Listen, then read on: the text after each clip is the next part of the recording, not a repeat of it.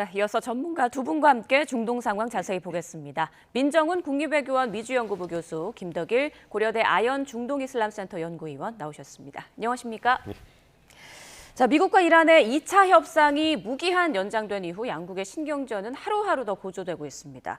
트럼프 대통령 이르면 24일에 좋은 소식이 있을 수 있다라고 했는데 아직까지 좀 구체적인 메시지나 협상과 관련해서 움직임은 보이지 않는 것 같아요. 예, 그렇습니다. 트럼프 대통령이 좋은 소식을 한다면 예전에도 한번 이란으로부터 선물이 있을 것이다 했을 때 호르무즈 해협에서 이제 선박이 통과한 걸 예로 들 수 있었겠는데요.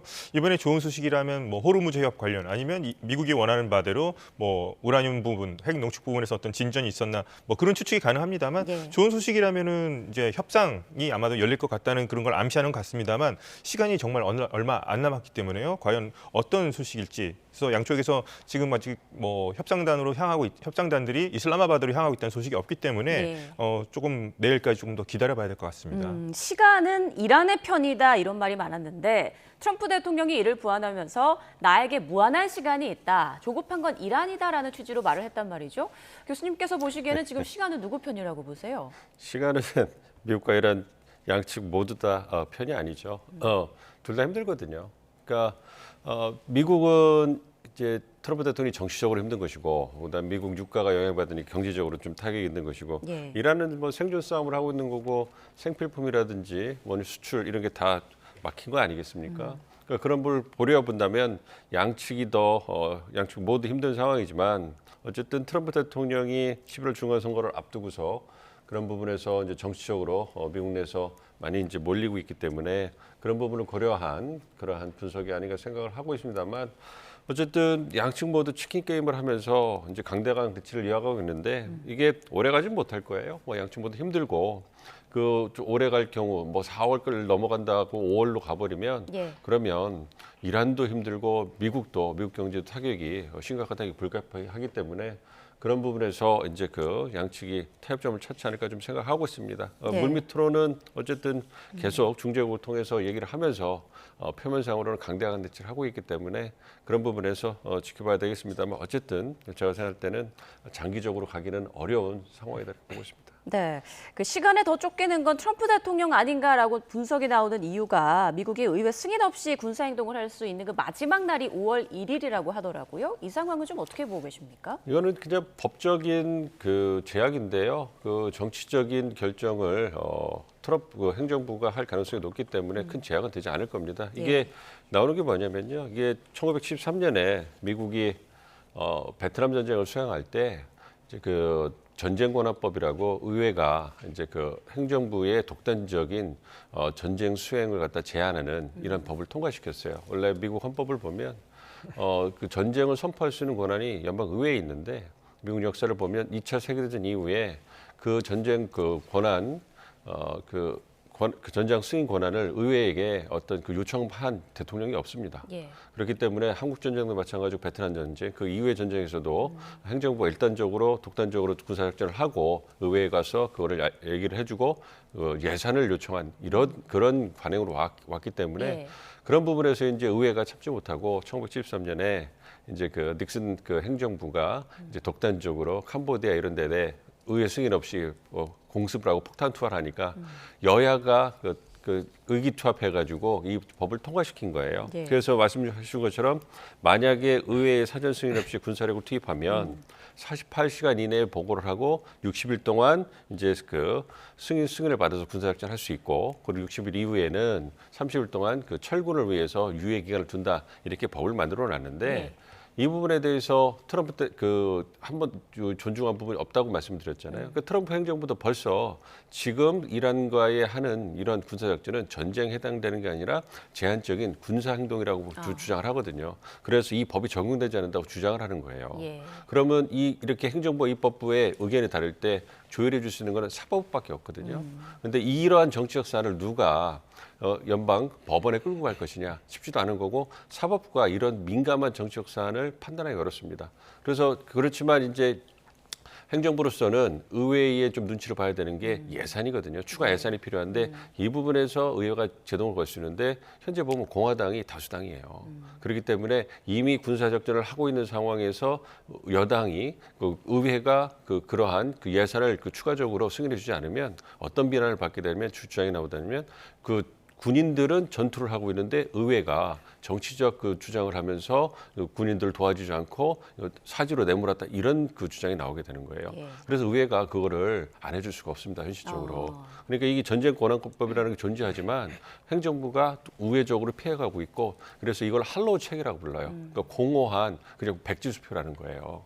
그렇기 때문에 저는 이 전쟁권한법이 있지만 그렇지만 그 트럼프 대통령이 이러한 전쟁권법을 존중을 해가지고 5월 1일 날 군대를 철군하는 이럴 가능성은 매우 희박하다고 보고 있습니다. 5월 1일이라는 시한이 그렇게 의미 있는 시점은 아니다라는 말씀이시군요. 그렇죠. 그렇습니다. 예, 예. 그렇군요. 자, 앞서 이제 교수님께서 시간은 이란의 편도 아니다라고 말씀하셨습니다. 경제적으로도 지금 많이 어려운 상황이고 이런 이유를 들어주셨는데 이란은 어떻습니까? 이란 상황은 지금 상당히 어려운 상황이라 볼 수 있겠죠. 지금 미국의 어떤 해상 역봉쇄가 상당 부분 이란 경제를 더욱더 이제 고사시키는 쪽으로 가고 있습니다. 이제 안타까운 부분은 이란 같은 경우도 호르무즈 해협을 통해서 수출입을 하고 있기 때문에 상당 부분 일반 국민들에게 가는 일반 생필품이라든가 의약품 같은 부분도 지금 상당히 차질을 빚고 있을 겁니다. 공급에 있어서. 그런 부분은 안타깝습니다만 트럼프 대통령이 주목하는 건 그거 같습니다.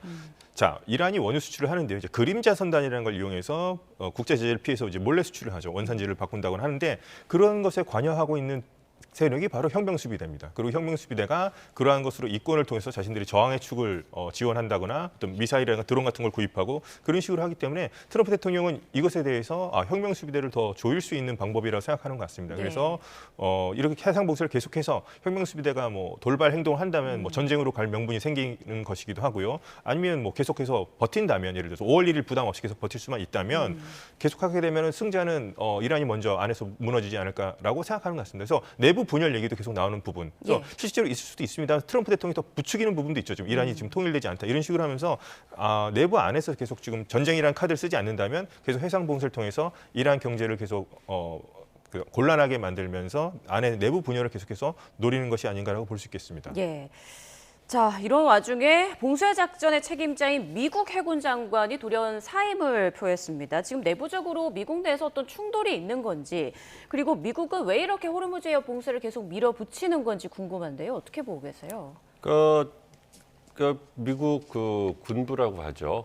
국방부의 어떤 그 직업 군인들 그런 군인들의 입장. 그러니까 이번에 전쟁에 찬성하지 않았어요. 전쟁의 목표도 불분명하고 그리고 그 목표가 뭐 체제 전복이라든지 아니면 이란의 뭐 핵 미사일 전력 무력화시킨다든지 이런 부분에 대해서 단기간으로 달성하기 어렵다라는 의견을 냈고 그럼에도 이제 군은 통수권자인 그 대통령의 명령에 따라야 되기 때문에 여러 가지 옵션을 주고서 거기서 트럼프 대통령이 결정을 해서 공습을 한 거라고 생각을 하고 있는데요. 예. 이제 전쟁이 진행되고 이제 그 호르무즈 해협이라든지 지상전 준비하고 이런 부분에서 아마 그 군 내부에서도 다른 의견이 나오고 그런 부분에서 이제 국방부 장관이라든지 백악관과 어떤 의견 충돌이 있었던 것이 아닌가 생각합니다. 그래서 예. 그런 부분을 고려를 해서 뭐 육군 장관과 그다음에 해군 장관이 이제 그 사임하는 이런 부분이 있죠. 근데 표면적으로 본 걸 보면 뭐 부패 논란도 있습니다만 국방부 장관, 헤그세스 국방장관과 이러한 그 총장들과의 어떤 그 알력 뭐 의견 차이 마찰이 아닌가 좀 생각하고 있어요. 그런 부분에서 이제 군을 통제하기 위해서 강수를 뒀다고 생각을 하고 있고요. 호르무즈 해협을 압박하는 것은 제가 생각할 때는 미국이 쓸 수 있는 마지막 카드라고 생각합니다. 예. 그러니까 지상전, 완전 전면적인 지상전을 제외하고는 마지막 쓸 수 있는 카드이기 때문에 쓰고 있는 거라고 보고 있고요. 어쨌든 어떤 협상력을 높이기 위해서, 그러니까 이란을 협상자가 끌어내기 위해서 쓰는 카드인 거고 이걸 통해서 이제 그 호르무즈 해협에 사실상 이란이 하면서 미국에 대해서 우위를 협상에서 우위를 점하고 있었잖아요. 그 부분을 이제 상쇄시키겠다는 겁니다. 이란 너네도 힘들고 전 세계가 힘들게 되면 이란이 미국에 비해서 우위에 있다는 것이 사라져 버린다고 미국은 판단하고 있는 거죠. 실제로 이란도 힘들게 되면서 이제는 호르무즈 해협에 대한 논의가 이제 좀 이상하게 이제 그 바뀌면서 이제는 누가 먼저 이제 백기를 들 거냐 이런 식으로 바뀌어 버렸단 말이에요. 예. 그래서 이제 그 부분에서 이제 치킨 게임이라고 말씀을 드린 건데 그런 부분에서 쓰고 있는 거고 만약에 이 그 호르무즈 해협을 봉쇄하는 부분을 통해서 압박을 하다가 협상이 최종 결렬되면 미국이 취할 수 있는 그 카드는 두 가지밖에 없어요. 그 지금 군을 갖다가 가용한 군을 갖다 이제 그 집결을 시켰잖아요. 그러니까 그러한 공습을 통해 가지고 민간의 이란의 에너지라든지 어떤 인프라 시설을 갖다 파괴시키고 예. 그 다음에 빠져나와 버리는 거예요. 그런 상황이 이제 나올 거기 때문에 그러면서 이제 셀프 종전을 승리 선언하고 나오는 그런 상황이 될 거기 때문에 그런 부분에서 이제 파국이라고 볼 수가 있거든요. 그렇기 때문에 어쨌든 미국 입장에서도 할 만큼 다 했고 이제 그 다른 옵션들이 많지 않은 상황이다.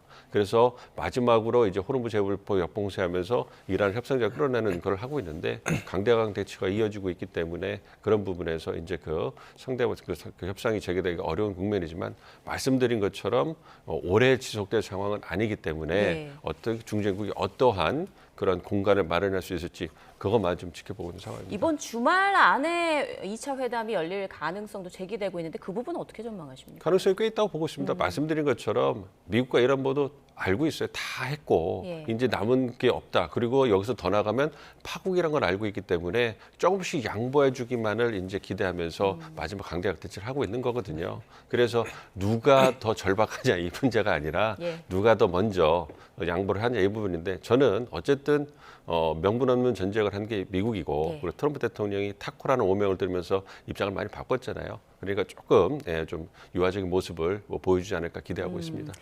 자, 그런데 미국과 휴전 뒤 처음으로요. 이란 테헤란에서 방공망이 재가동됐다고 합니다. 적대적 공중 활동이 보고되고 있고 곳곳에서 방공 미사일 소음까지 들렸다고 하는데 아직까지 구체적인 피해 상황이나 이런 거는 확인되지 않고 있어서 이 방공망이 다시 왜 가동이 된 건지 의문스럽습니다. 어떻게 생각하고 계세요? 뭐 방공망이 가동이 됐다면 뭐 어떤 적의 어떤 전투기라든가 비행기가 뭐 발견이 됐다는 뜻일 수 있겠는데요. 근데 뭐 이스라엘은 그럼 이런 행동을 할 만한 국가가 이제 이스라엘인데 이스라엘 자신들이 아니라고 했습니다. 그래서 근데 휴전 기간이긴 하지만 지금 휴전이 이제 끝났다고 볼 수 있고요. 이스라엘이라든가 이란은 뭐 트럼프가 대통령이 말한 휴전 뭐 무기한 연장 같은 거 인정하지 않겠다는 뜻이기 때문에 뭐 만약에 뭐 지금은 뭐 하나의 좀 해프닝으로 끝날 수도 있겠습니다만 예. 만약에 공격을 하게 된다면 미국이 직접 하게 되기보다는 또 이란이 먼저 이스라엘이 먼저 선제 공격을 하면서 시작될 가능성도 저는 없지는 않다고 생각합니다. 그래서 이 사건에 대해서는 조금 더 확인할 필요가 있겠습니다만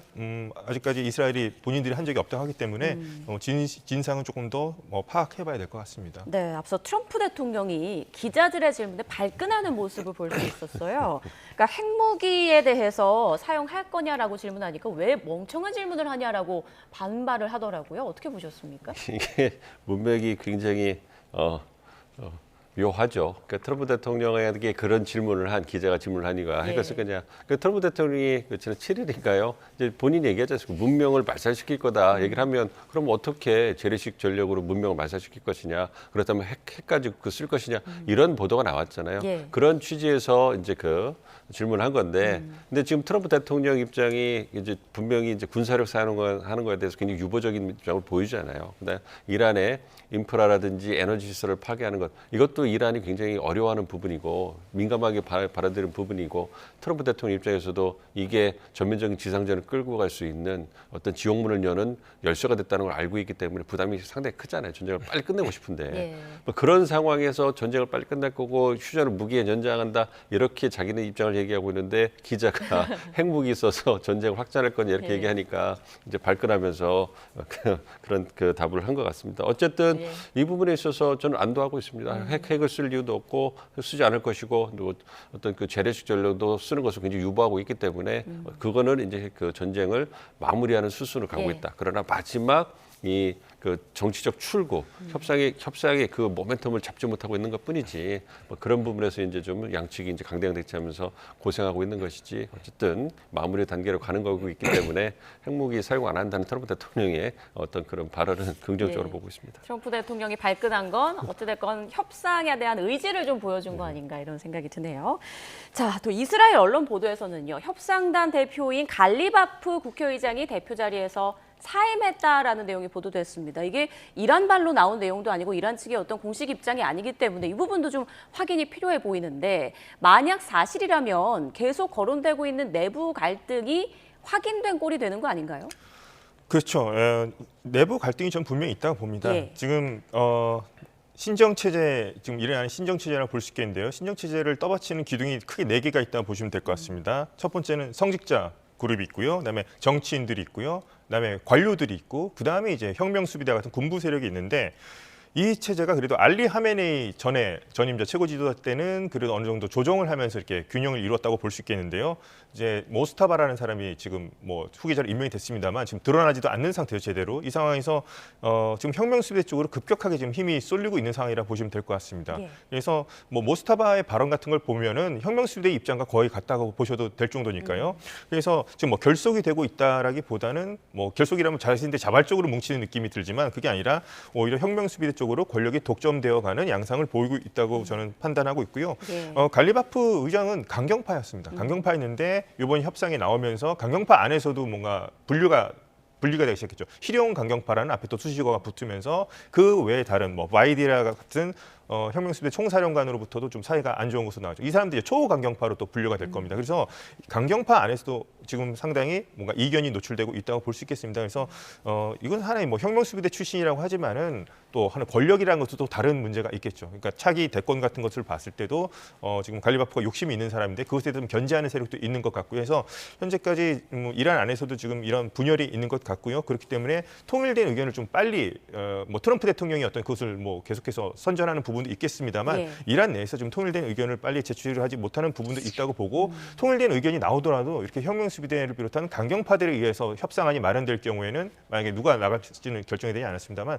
미국과의 타결 가능성은 조금 더 낮아지지 않을까라는 좀 우려 섞인 전망도 있습니다. 예, 말씀해 주신 대로 이란 내부에서 강경파인 혁명 수비대 목소리가 커지고 있다라는 분석이 잇따라 나오고 있는 가운데 지금 미 군 수뇌부도 잇따라 이제 사임이 나오고 그 자리를 강경파가 채우면서 강경파 대 강경파가 맞서고 있다. 이러면 협상이 더 어려워질 수 있다라는 전망, 분석이 나오더라고요. 그렇죠. 그러니까 이거는 상황을 봐야 될 것 같아요. 그러니까 이란 내도 이제 모스타파 하메네이 지도자가 의식불명인지 아니면 여전히 좀 신변에 좀 그 부상이 있지만 그래도 의사 전달을 하고 결정할 수 있는지 그 부분은 봐야 되겠습니다만 어쨌든 저는 그래도 몸에 부상이 있어서 다시 회복 중이지만 그래도 의사 결정을 할 수 있다. 그거는 그렇다고 지금 생각을 하고 있고요. 근데 네. 협상이 잘 되면 그럼 미국 이란 내에 말씀해 주셨지만 협상파와 비협상파가 있다고 우리가 가정을 해봤을 때 협상이 잘 되고 진전이 되면 미국 측의 어떤 그 제안이 괜찮게 진전이 되면 그러면 협상파의 목소리가 힘을 얻게 되는 겁니다. 네. 이 협상파에 그 갈리바프 의회의장이 강경파지만 협상파로 들어가 있고 그리고 우리가 온건파 협상파라고 알려주는 페제스킨 대통령이라든지 아라그치 외무장관도 들어가 있는 거예요. 그쪽의 목소리가 실리는 거지만 미국에서 이제 다른 제안을 내고 협상 조건을 바꾸고 압박하고 이렇게 하면 그렇다면 아무래도 협상파의 목소리가 약해지고 비협상파의 목소리가 안에서 커지지 않겠습니까? 그것 봐라. 내가 안 된다고 했는데 해가지고 문제가 된 거 아니냐. 그러니 지금이라도 우리가 이 협상을 포기하고 강경하게 대응해야 된다. 우리는 할 수 있다. 이렇게 목소리가 커지는 거 아니겠습니까? 그 부분을 이제 얘기를 하는 것 같아요. 그러니까 협상파의 입지가 쭈그러들고 이제 비협상파의 목소리가 커지기 때문에 그렇게 되면은 이제 그 협상 진전이 어려운 거 아니냐. 이렇게 미국 측에서 보고 있는 거고 예. 그래서 미국은 하나의 안을 던졌다. 트럼프 대통령이 설왕설래하면서 미국을 이란을 흔들고 있긴 하지만 안을 던졌고 그 안에 대해서 답을 달라. 근데 협상파 비협상파의 그 어떤 입장이 자꾸 다르게 나오고 미국이 하나의 통일된 안을 받지 못하니까 미국이 혼란스럽고 오래 기다려주기 어렵다. 그걸 압박하는 것 같습니다. 그러니까 하나의 안을 갖고 와라. 협상과 비협상파는 당신들의 문제니까 알아서 하고 우리는 하나의 안을 원한다. 그렇기 때문에 그 부분에서 이제 이란도 고민이 있다고 생각하는데요. 네. 이란이 움직이려면 말씀드린 것처럼 뭔가 공간이 있어서 협상파가 좀 그 목소리가 커져야 되는데 미국이 자꾸 그렇게 압박하면서 안을 내라고 그러니까 네. 그러니까 어떻게 보면은 어폐가 있는 거예요. 그렇기 때문에 말씀드린 것처럼 미국은 이란의 상황을 잘 알고 있는 것이고 이란도 쉽지 않다는 걸 알고 있으니까 트럼프 대통령이 조금 풀어주는 게 필요하다.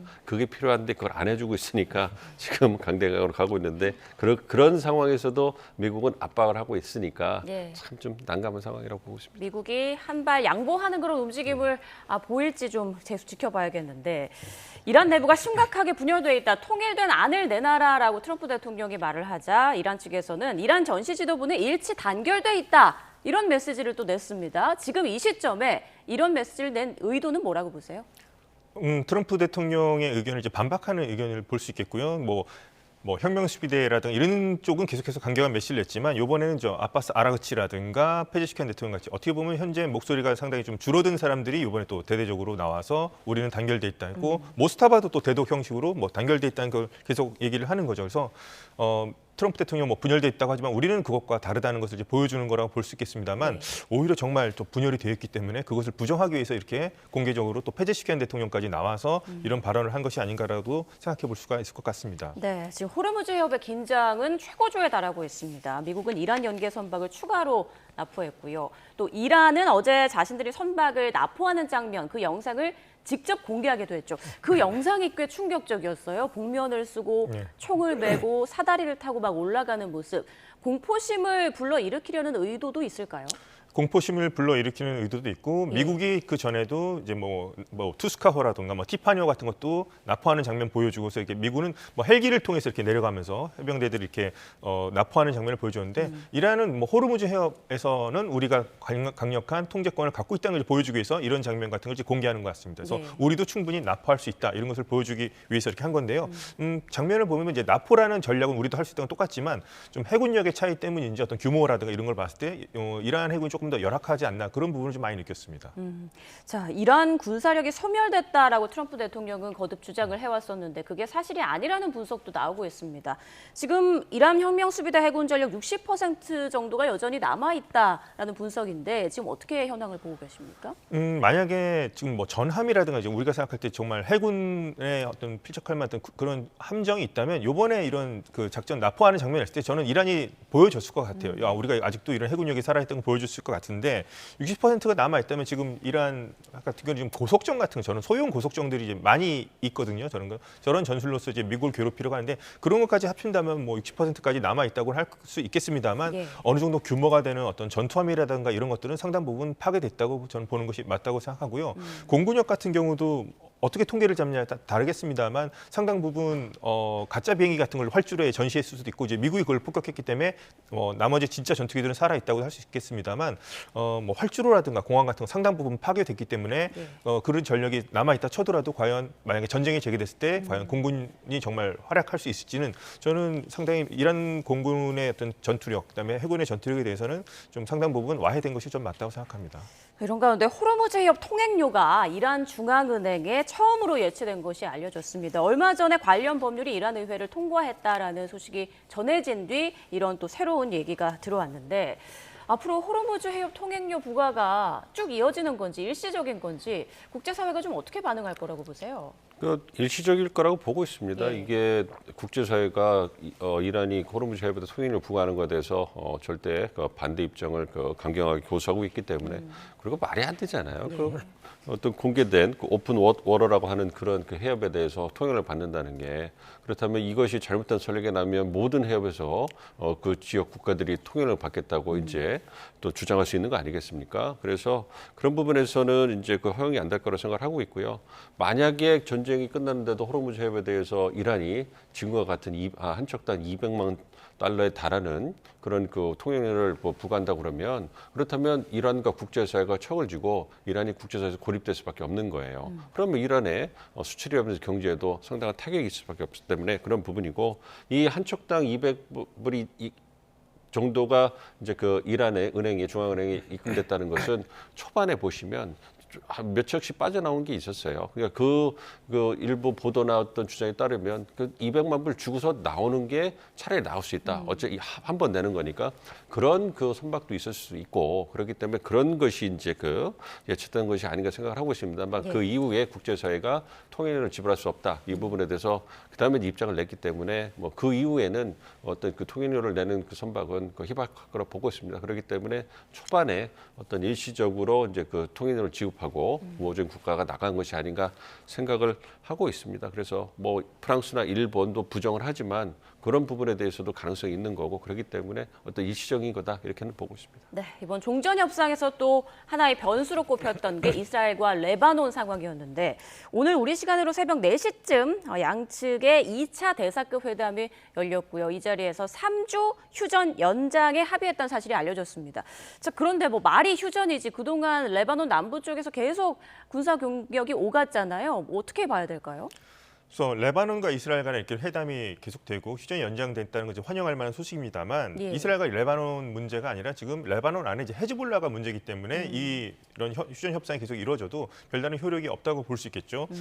먼저 레바논 정부에서 헤즈볼라를 무장 해제시키고 통제를 한다면 간단하겠습니다만 레바논이 지금 헤즈볼라를 못하기 때문에 헤즈볼라도 이스라엘을 공격하는 측면이 있고요. 예. 이스라엘 또한 타국 영토긴 하지만은 뭐 레바논 정부군이 헤즈볼라를 통제하지 못하니 우리가 자위권 차원에서 레바논 국경 안으로 들어가야 되겠다 이렇게 하면서 뭐 옐로우 라인까지 치면서 자신들의 거점까지 지금 만들어 놓은 상태입니다. 그래서 3주 휴전안은 발표했습니다만 레바논이 헤즈볼라보다 강하지 않은 레바논 중앙정부가 헤즈볼라보다 약하기 때문에 현재로서는 이 휴전이 제대로 지켜지지 않을 것 같고요. 당분간 남부 레바논 그다음에 북부 이스라엘 사이에서는 헤즈볼라와 이스라엘 사이에서 어떤 계속된 공방전이 벌어질 것 같습니다. 그래서 민간인 피해가 계속 예상될 것 같습니다만 그래도 이렇게 모여서 얘기를 했다는 것이 중요하다 생각하고요. 아마도 이제 미국이라든가 이스라엘 쪽에서는 레바논 정부군을 좀 더 지원하는 쪽으로 가지 않을까 그렇게 생각하고 있습니다. 이번 협상에 제이디 벤스 부통령, 루비오 장관 등 미국 고위 측 인사들이 대거 참여를 했다고 하는데 그만큼 이스라엘 레바논 사태를 좀 중요하게 보고 있다. 뭐 이렇게 해석할 수 있을까요? 그렇죠. 이제 그 미국 입장에서는 이란과의 어떤 협상을